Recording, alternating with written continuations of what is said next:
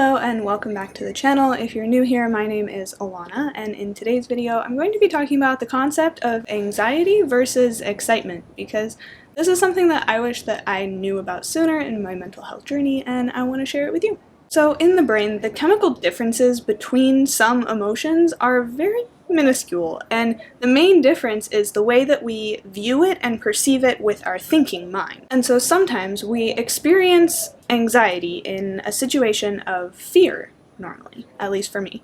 And this fear is often stemming from something that is unknown or out of our control. Now think of that like butterfly feeling you get in your stomach when you're experiencing that anxious emotion. Now let's think of a time that you're super excited for something. Maybe you're going to your first concert and it's your favorite band ever. Shout out Krugman concert last September. And on your drive there, you feel those same butterflies, don't you?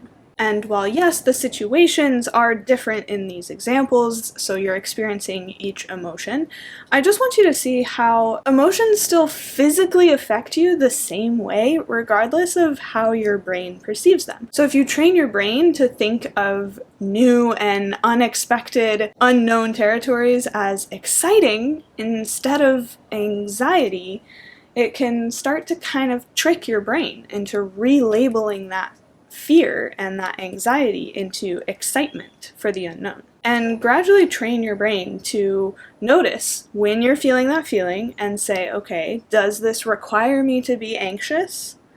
Or can I get excited about it? Now, I'm not saying that this works in absolutely every situation. Obviously, anxiety is required in some sense, like to keep you safe, but there's tons of unnecessary anxiety in our lives these days, and if you are looking for a way to reduce your anxiety and improve your mental health holistically using yoga, breathwork, and meditation, be sure to check out my Mind on Yoga course down in the description. I talk all things neuroscience, psychology, and philosophy about yoga, and give you some of my tips and tricks on how to deal with these certain mental health things like anxiety and depression and stress and so forth.